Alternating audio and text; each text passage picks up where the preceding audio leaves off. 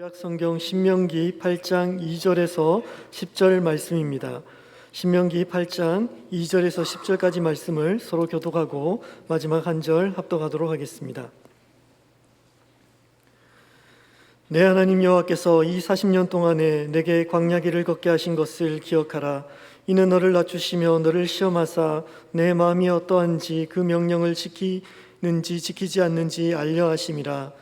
너를 낮추시며 너를 줄이게 하시며 또 너로 알지 못하며 내 조상들도 알지 못하던 만나를 내게 먹이신 것은 사람이 떡으로만 사는 것이 아니요 여호와의 입에서 나오는 모든 말씀으로 사는 줄을 내가 알게 하려 하심이니라.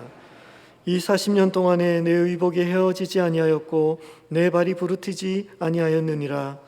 너는 사람이 그 아들을 징계함 같이 내 하나님 여호와께서 너를 징계하시는 줄 내 마음에 생각하고 내 하나님 여호와의 명령을 지켜 그의 길을 따라가며 그를 경외할지니라.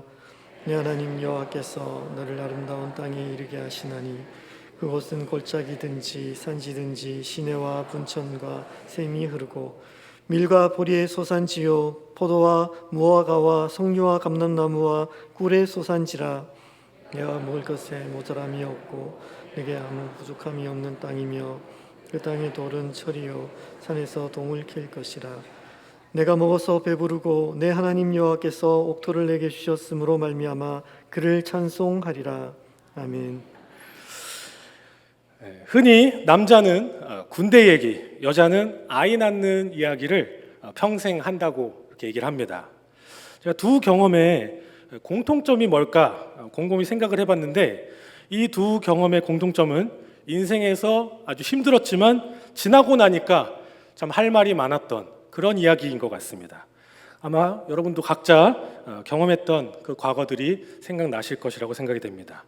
저도 훈련소에서 딱 요맘때였습니다. 제가 5월에 군대에 갔었기 때문에 딱 요맘때 땀을 뻘뻘 흘리면서 요즘은 어떤지 모르겠는데 그때만 해도 이제 선풍기도 없고 에어컨은 뭐 당연히 없고 김이 펄펄 나는 그 밥을 줄 서서 이렇게 먹던 생각이 납니다. 근데 가장 많이 봤던 장면은 뭐 군대에 뭐 이렇게 뭐 초록이 우거지고 뭐 그런 것들이 아니었습니다. 제가 훈련소 하면 가장 많이 봤던 장면은 제 앞에 서 있던 군대 동기의 그 뒤통수였습니다. 다른 곳으로 이렇게 눈을 돌리면 바로 조교들이 잡아서 이렇게 바닥에 엎드리게 하기 때문에 엎드린 게 이렇게 편하게 엎드린 게 아니라 아다시피 다 이렇게 엎드려 뻗쳐를 하게 됩니다. 식당에 들어가서도 마찬가지로 고개도 돌리지 못하고 심지어 얼마나 이 조교들이 노련한지 눈알이 이렇게 돌아가는 것까지도 다 잡아냅니다.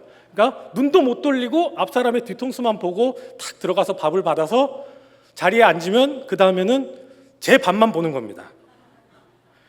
또 이렇게 눈을 돌리면 또 몇 명이 항상 밥을 먹을 때 바닥에 이렇게 엎드려 있는 식당 바닥에 엎드려 있는 친구들이 꼭 있었습니다. 그때 마침 제 식판을 딱 보고 있는데 눈앞에 뭔가가 탁 들어왔습니다. 굉장히 자유롭게 식당을 오가면서 식사를 하고 있는 누군가가 있었습니다. 나는 눈도 못 돌리는데 막 여기 앉았다 저기 앉았다 하면서 식사를 하고 있었습니다. 바로 파리가 한 마리가 식당에 들어왔습니다. 그걸 생각하면서 마음속에 이런 생각이 들었습니다. 야, 저 파리도 저렇게 마음대로 돌아다니고 마음대로 앉아서 먹을 수 있는 이 자유가 있는데 나는 사람이 돼서 눈알도 못 돌리고 이렇게 밥을 먹고 있구나. 이런 생각이 납니다. 군대 얘기 다 끝났습니다. 오늘 주목할 것은 이런 힘들었던 과거의 경험이 아닙니다. 오늘 우리가 주목해야 될 것은 그 경험 자체보다도 내가 그 과거와 경험이 지나간 후에 그것을 어떠한 이름으로 부를 것인가, 거기에 어떤 꼬리표를 붙일 수 있을 것인가 하는 점입니다. 어떤 사람은 군대에서 시간만 낭비했다. 나는 운이 없어서 군대를 막 빼지 못해서 억지로 갔다.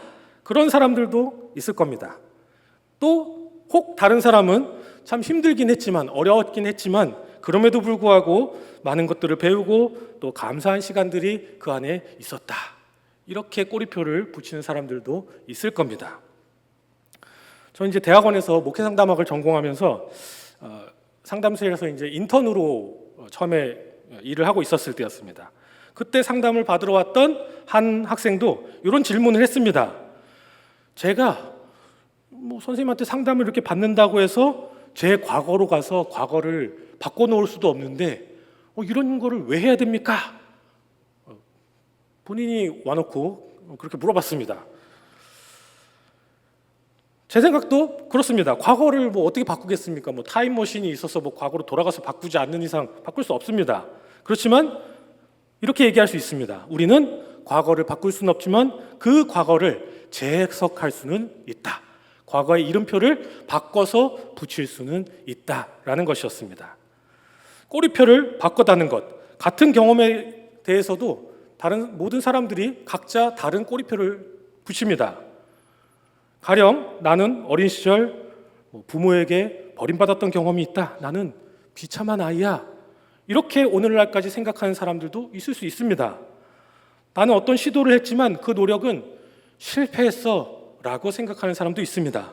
그런데 또 한편은 그렇게 피해자의 자리에 머물러 있지 않고 나는 그 모진 환경에서도 내 자신을 지키고 살아남은 생존자야 이렇게 생각하는 사람도 있습니다.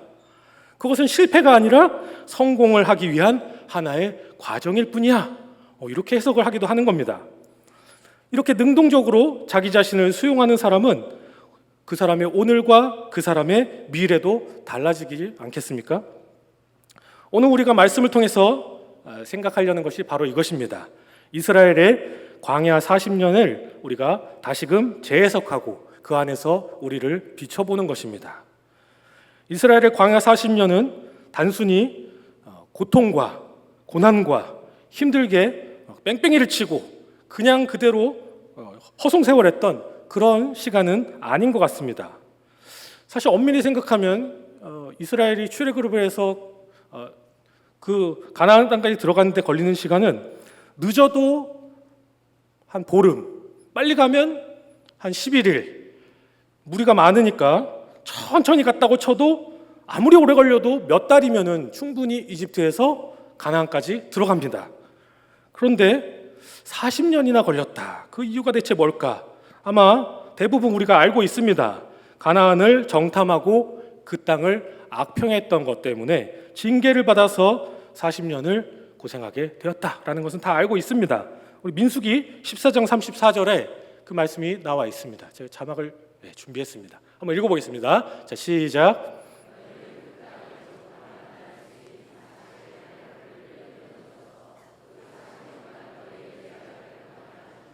네, 마치 죄수가 감옥에서 자기의 죄값을 그 수감 기간으로 채우는 것 같은 그런 느낌을 왠지 줍니다.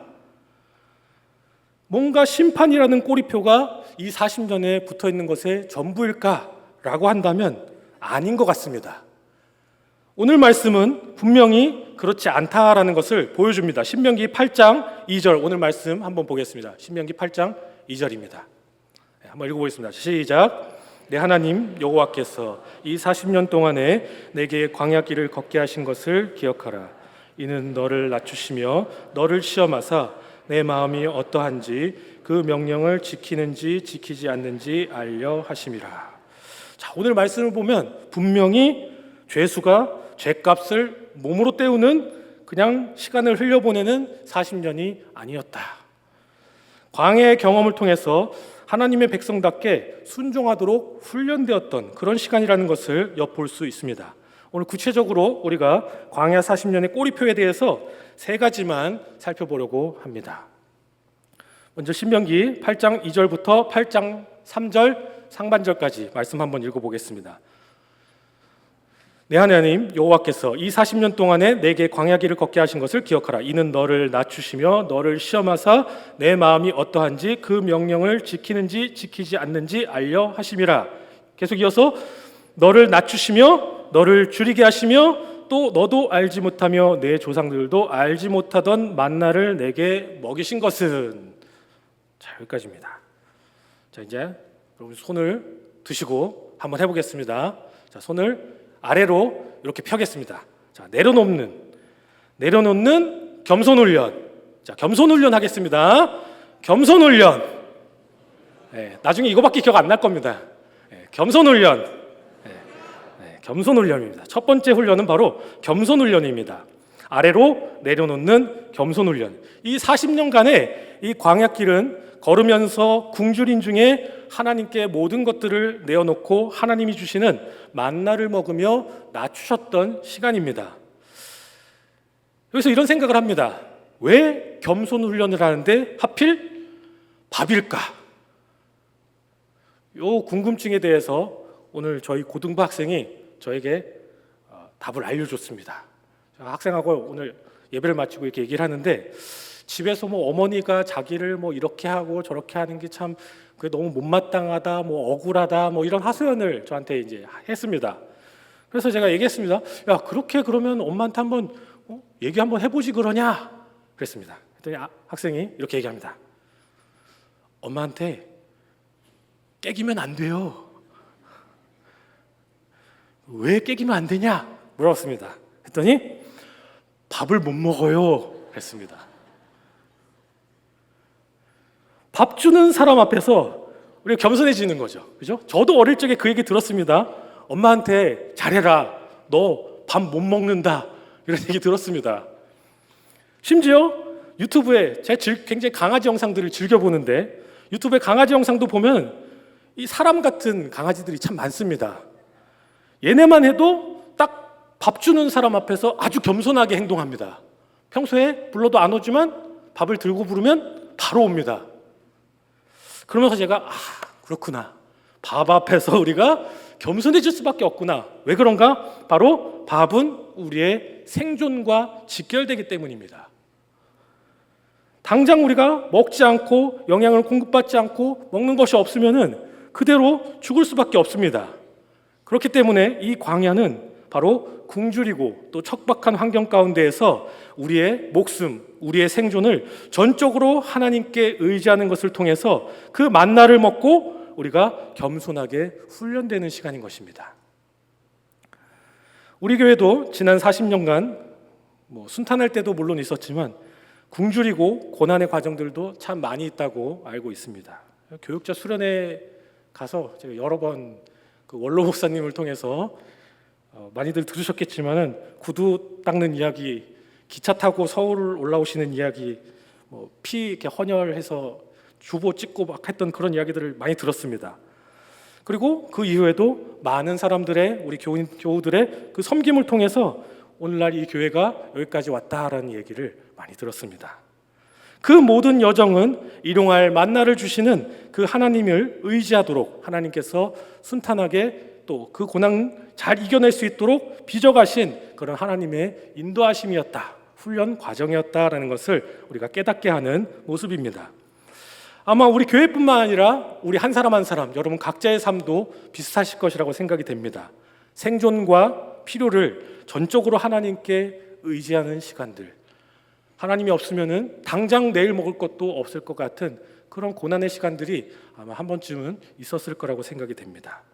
그런 시간들을 통해서 우리는 하나님 앞에서 겸손하게 훈련되어지게 됩니다. 그 모든 시간은 의미 없는 헛된 고생이 아니라 우리 주님과 같이 주님을 닮은 겸손의 모습으로 만들어 가신 하나님의 섭리 가운데 있었던 시간들이다.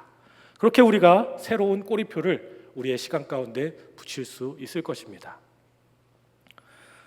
두 번째 광야 40년은 또 어떤 훈련일까? 자, 이번에는 아래가 아니고 가운데입니다. 자, 양손 해보시고, 자, 중심에 채워 넣는 말씀 훈련. 다시 한번 하겠습니다. 말씀 훈련 하겠습니다. 중심에 채워 넣는 말씀 훈련. 자, 두 번째, 바로 우리 가운데 말씀을 채워 넣는 훈련입니다. 신명기 8장 3절 하반절 한번 보겠습니다. 한번 읽어보겠습니다. 자, 시작. 여호와의 입에서 나오는 모든 말씀으로 사는 줄을 내가 알게 하려 하심이라. 자, 이스라엘은 노예처럼 살다가 죽음을 가져왔을 애굽의 떡을 먹고 있었습니다. 노예처럼 살다가 죽음을 가져왔을 애굽의 떡 대신 이제는 자유를 가져오고 생명을 가져오는 주님의 말씀을 먹게 되는 것입니다. 광야 40년은 바로 모세를 통해서 율법을 주시고 그것을 체화하는 훈련의 시간입니다. 말씀을 채워넣고 말씀으로 통해서 우리가 겸손하게 비워진 이유도 바로 말씀을 채워넣기 위한 준비 과정입니다. 비우지 않고는 그 말씀을 넣을 수 없기 때문입니다. 사실 만나를 먹을 때도 이미 말씀을 통해서 이스라엘 백성들은 공급받고 있었습니다. 왜냐하면 이 만나도 하나님의 명령을 따라서 내린다는 점에서 이미 이스라엘은 하나님의 말을 통해서 생명을 공급받고 있었습니다. TV나 인터넷에서 자주 이제 보는 것 중에 하나가 그 쓰레기집입니다. 쓰레기집. 요즘에 굉장히 많은데 보셨습니까? 쓰레기집. 제가 사진을 가져오려고 했다가 방송 긴장하지 마십시오. 없습니다. 너무 더러워가지고 사실 안 가져왔습니다. 쓰레기집 막 이렇게 라면 국물이 엎어져 있는 매트리스에서 생활하는 그런 장면이 상상이 되십니까? 쓰레기집을 청소하는 전문업자의 인터뷰를 봤습니다. 그 전문업자가 인터뷰를 하는데 작은 집에서 보통 1톤에서 2톤 정도의 쓰레기가 나온다고 합니다. 뭐 젊은 사람들이 살고 있는 그 뭐 원룸, 투룸 이런 데서 1톤씩 나온답니다. 어디에서 나오는지 모르겠습니다. 근데 조금 큰 집, 막 방이 한 뭐 3칸, 4칸 있고 뭐 가족들이 살 정도의 그런 큰 집에서는 무려 20톤 정도의 쓰레기까지 나온답니다. 20톤이면 뭐 트럭으로 몇 대 실어 가야 되죠? 그래서 이 전문업자가 그렇게 쓰레기를 다 치우고 나면은 놀랍게도 얼마 후에 다시 연락이 온답니다. 가보면 다시 쓰레기집이 되어 있는 겁니다. 그 이유는 뭐냐? 바로 그 집에 살고 있는 사람이 바뀌지 않는 한 그것은 계속 반복됩니다. 이렇게 얘기합니다. 우리의 마음도 이와 같습니다. 우리가 겸손하게 비워졌던 마음, 우리가 겸손하게 비웠던 그 마음도 말씀으로 채워넣지 않으면 시간이 지나서 깨끗함이 유지되지 않는 것입니다. 다시금 금방 쓰레기처럼 더러워지는 겁니다. 성경의 마태복음 12장에도 동일한 내용이 나옵니다. 더러운 귀신을 내보내고 그 사람이 텅 비워져 있을 때 더 악한 귀신 7이 들어와서 처음보다 더 상태가 안 좋아지는 바로 그 이야기입니다. 중심에 말씀이 채워져 있지 않기 때문입니다. 사실 이 이스라엘은 400년이 가깝게 애굽에서 종살이를 하다가 이제 하나님의 백성으로 택함 받아서 나오게 됩니다. 그런데 이들이 하나님의 백성이 됐지만 사실 그 전과 어떻게 다르게 살아야 하는가? 방법은 몰랐지 않겠습니까? 하나님 백성이라고 하니까 일단 따라 나오긴 했는데 어떻게 사는 것이 하나님의 백성답게 사는 것인가? 거기에 대해서는 몰랐습니다. 교육도 필요하고 그것을 체화하는 훈련도 필요합니다. 말씀으로 그 중심을 채우지 않으면 다른 것들이 그 자리를 차지하게 될 것입니다. 그래서 40년 동안에 하나님의 백성답게 살아갈 수 있도록 말씀을 채워넣는 훈련이 반드시 필요했던 겁니다. 이런 점에서 오늘날 우리가 계속하고 있는 것, 우리가 매주 예배를 드리고 또 말씀을 묵상하고 설교를 듣고 또 성경 공부를 하고 큐티를 하고 하는 그 모든 일련의 시간과 과정들이 그렇기 때문에 중요한 것입니다. 그것으로 우리가 채우지 않으면 다시금 금방 쓰레기집이 되고 마는 것입니다. 중심의 말씀을 채워넣는 훈련이 바로 꼭 필요한 것입니다. 이스라엘만 필요한 것이 아니라 바로 오늘날 살고 있는 우리들도 지난 40년 동안 해온 것처럼 혹은 그 이상으로 말씀을 채워넣는 것에 최선을 다해야 하는 이유입니다. 마지막 광야 40년에 대한 세 번째 꼬리표입니다. 세 번째 꼬리표, 신명기 8장 4절에서 6절 말씀입니다. 신명기 8장 4절에서 6절 조금 길지만 한 목소리로 한번 읽겠습니다. 시작.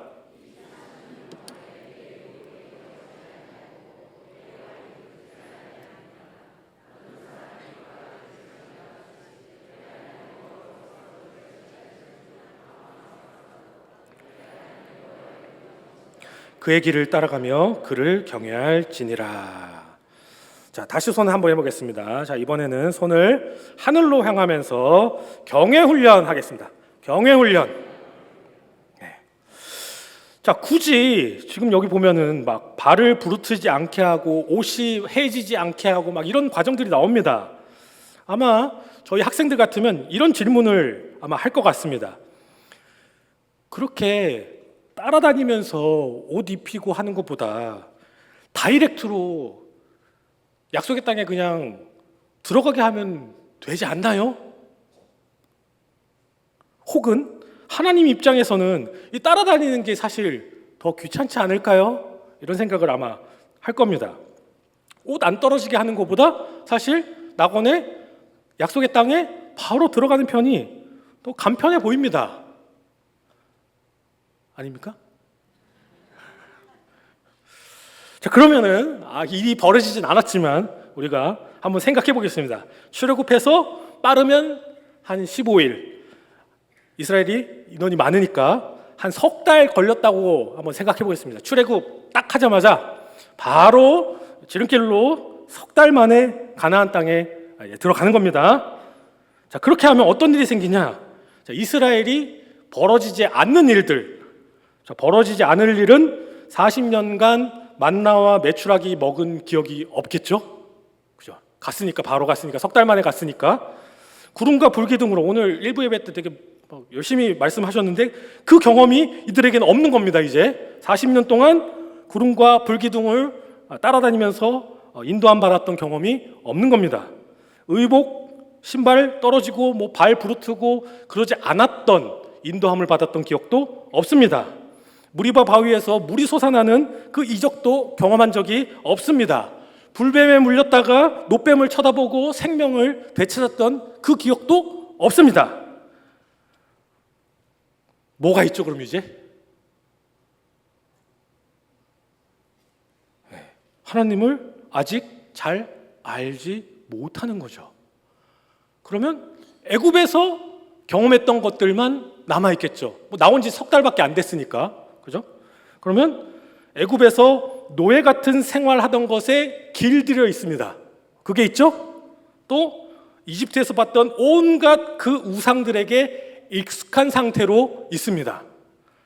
또 애굽에 있었던 그 세속 문화에 아주 익숙한 상태로 가나안으로 들어왔습니다.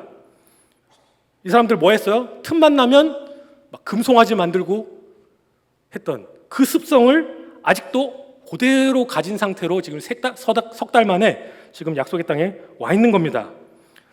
자, 그렇게 약속의 땅에 들어갔으면 이 사람들은 어떻게 생활할 것 같습니까? 그쵸, 맞습니다. 여러분이 지금 생각하신 대로입니다. 이 이스라엘 백성들이 하나님을 순탄하게 경외할 리가 없습니다. 아마 그 땅 가자마자 그 땅 이방인들, 원래 쫓아내려고 했던 그 이방인들, 이스라엘이 쫓아냈던 그 이방인들 있죠? 그 이방인들랑 같이 손잡고 사이좋게 아마 나갔어야 될 겁니다. 광야길은 하나님께서 이스라엘을 유기하신 시간이 아닙니다. 죄인이 죄값을 몸으로 때울 수 있도록 광야에 그저 시간을 허송세월하도록 보낸 시간이 아닙니다. 오늘 말씀과 같이 아버지가 아들을 징계하듯이 하나님께서 그 아들을 징계하며 또 동행하신 은혜의 길이었다라는 것이 이 광야 40년의 꼬리표입니다. 그 증거로 많은 이적들을 경험했고 오늘 말씀과 같이 의복이 헤어지지 않고 발도 부르치지 않는 그런 돌보심을 경험하게 됩니다. 이스라엘 백성이 그런 하나님께 마땅히 보였어야 하는 반응은 무엇일까? 바로 그것이 오늘 우리가 마땅히 보여야 될 반응인데 바로 은혜를 경험한 자답게 하나님만을 경외하는 것입니다. 저에게도 광야 시간 하면 떠오르는 시간들이 있습니다. 제가 군대를 갔다 오고 나서 대학원 입시를 하고 있을 때였습니다. 군대를 갔다 왔더니 부모님이 안 계셨습니다. 지금 시골에 잘 살아 계십니다. 시골에서 군대를 갔다 왔더니 집에 안 계셨습니다. 집에 아버지께서 저희 아버지께서 이제 목회자로서 청빙을 받아갖고 지방으로 이제 내려갔다. 그래서 집에 안 계신 거다라고 했습니다. 형님도 이제 형님이랑 둘이서 잠깐 살았는데 형님이 곧 결혼해서 미국으로 이제 나갔습니다. 항상 이제 부모님 슬하에 있다가 밥도 엄마가 주는 밥 잘 얻어먹다가 갑자기 이제 밥도 내가 챙겨 먹고 살림도 하고 학교에 복학을 했더니 학교가 2년 6개월, 저는 이제 공군이었기 때문에 굉장히 길었습니다. 2년 6개월이었습니다. 학교가 낯선 곳이 돼 있었습니다. 일상생활도 낯설고 학교도 낯설고 친구들도 다 졸업하고 학교 시스템도 바뀌고 교수님도 바뀌고 뭐 어떻게 적응해야 될지 굉장히 난감한 그런 시간이었습니다. 교회에 딱 갔더니 제가 군대 가기 전에 막 의지하고 따르고 했던 선배들이 뭐 어디로 갔는지 다 없어졌습니다. 막 결혼해서 가고 뭐 유학을 가고 이민을 가고 뭐 하더니 다 없어져 있었습니다. 안타깝게도 그 무렵에 교제했던 자매와도 결별을 하게 됩니다. 대학원 입시를 이제 해야 되는데 이러고 이제 시험을 봅니다. 근데 시험이라도 바로 붙으면 참 좋았겠지만 시험도 떨어집니다. 또 12월에 눈이 착 내리는데 불합격했습니다. 딱 보고 눈을 딱 맞으면서 거리를 걸어옵니다. 야, 이걸 누굴 붙잡고 하소연을 하나? 뭐 지방의 부모님한테 전화해갖고 엄마 나 시험 떨어져가지고 뭐 너무 힘들어 이러기도 참 애매하고 또 부모님 또 걱정해가지고 또 어떡하냐 막 또 그러실 텐데 그럴 수도 없고 괜찮아요 내년에 가면 되죠 뭐 그럴 수밖에 없죠. 또 그렇다고 뭐 친구들 붙잡고 얘기했죠. 군대 갔다 왔더니 교회 선배들이 싹 사라지고 없다고, 학교 갔더니 친구들이 다 졸업하고 교수님도 바뀌어 있으니까 뭐 어디 누구 찾아가서 얘기할 데도 없는 겁니다. 그래서 한동안 참 광야와 같은 많은 시간들을 그렇게 보냈습니다. 한때는 그 시간들이 너무 고생스럽고 또 허무하게 몇 년간을 낭비했던 시간이었다 그런 생각도 했습니다. 그런데 나중에 하나님께서 이 생각을 바꿀 수 있게 하셨습니다. 어느 날 갑자기 막 고생스러웠던 시간, 막 눈 내리는 거 맞으면 이게 막 차였네 막 하면서 집에 가던 그 시간을 생각하면서 그 시간들에 나 혼자 있다고 생각했는데 하나님이 그때도 계셨구나. 하나님이 나랑 그때도 함께 하셨구나. 나는 선배들한테 얘기할 선배도 없고 부모님한테 얘기할 수도 없고 친구들한테 얘기할 수도 없고 학교 가서도 얘기할 수 없는데 하나님만은 그때도 계속 함께 계셨구나. 내가 누구한테도 얘기할 수 없는 그 시간에 하나님이 내 마음을 계속 알고 계셨구나. 그 사실을 몇 년 후에 지나고 나서야 비로소 알게 됐습니다. 그래서 기도하게 됩니다. 하나님 그때 참 힘든 시간이었습니다. 비로소 그 과거를 꺼내서 하나님과 이야기할 상대가 생긴 겁니다. 수년간 고생하면서 저는 이제 성경 공부도 막 대학원을 떨어졌기 때문에 막 고시 공부하듯이 했습니다. 고시 공부하듯이 한 3년을 성경만 봤어요.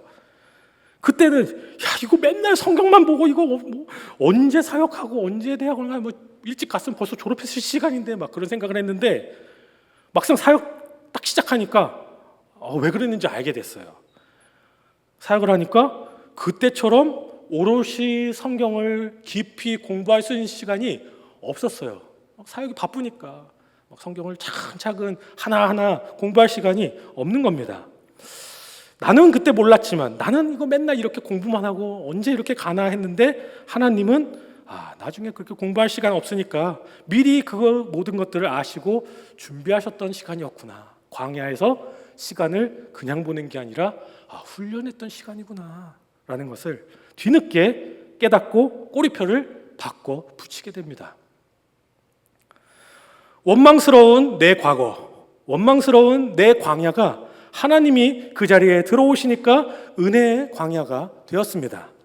훈련의 광야가 되었습니다. 홀로 외롭게 고생했던 과거의 시간이 아니라 은혜로 지나온 신앙의 경험이 됐습니다. 오늘 지금 그렇게 얘기하고 있지 않습니까? 하나님은 우리의 현재와 미래에만 필요한 것이 아니라 우리의 과거에도 하나님이 필요합니다. 같이 얘기해 볼까요? 하나님은 현재와 미래에만 필요한 게 아니라 우리의 과거에도 필요하다. 네, 하나님은 우리가 지나온 그 과거에도 하나님이 필요한 것입니다.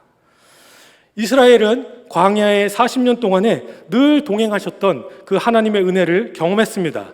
그 세심하신 그 은혜는 입을 옷이 없거나 발이 부르트지도 않게 하시는 은혜였습니다. 하나님이 동행하시니까 그 광야 40년이 이스라엘에게 은혜의 40년이 됐습니다. 그 은혜를 통해서 이스라엘은 하나님만 경외하는 그의 길을 따르도록 훈련했던 기간이 되어졌습니다. 그것이 바로 오늘날 동일하게 우리가 할 반응입니다. 우리도 마찬가지로 40년의 시간을 지나오며 또 각자의 신앙의 그 시간들을 지나오면서 오늘날 우리가 할 반응은 바로 그 하나님만을 경외하는 것입니다. 그러면 이 모든 훈련의 최종 결과가 무엇일까? 신명기 8장 7절 상반절입니다. 8장 7절 상반절과 8장 10절 하반절 같이 이어서 읽어보겠습니다. 자, 시작. 내 하나님 여호와께서 너를 아름다운 땅에 이르게 하시나니 그를 찬송하리라. 광야 훈련 끝에 이스라엘은 결국 약속의 땅에 들어가 하나님을 찬양했습니다. 우리도 과거에 하나님의 은혜로 훈련되며 걸어왔던 이 지난 시간을 돌이켜보며 오늘날 하나님을 찬양합니다. 우리의 미래에도 마찬가지로 주님이 예비하신 그 본향에 이르러서 하나님만을 찬양하게 될 것입니다. 이스라엘의 광야 40년, 그리고 우리 교회가 걸어왔던 지난 40년, 그리고 여러분 한 사람이 각자의 인생에서 걸어온 지난 삶의 여정은 그저 지나간 시간이 아니라 하나님께서 동행하시며 은혜로 훈련되었던 시간입니다. 여러분이 각자 또 우리 교회가 함께 그 꼬리표를 바꿔서 붙였으면 좋겠습니다. 지난 시간 함께 하신 그 하나님을 기억하며 앞으로의 우리의 날들도 새로운 40년의 시간을 바라보면서 겸손과 말씀과 또 하나님만을 경외하는 것으로 함께 다 걸어가기를 소망합니다. 오늘 말씀을 맺겠습니다. 우리는 과거를 바꿀 수 없습니다. 우리의 과거로 되돌아가서 그 과거를 돌려놓을 수는 없지만 우리는 그 과거를 재해석하고 새로운 이름표를 붙일 수 있습니다. 그것은 우리의 현재와 우리의 미래를 바꾸는 아주 중요하고 의미 있는 일입니다.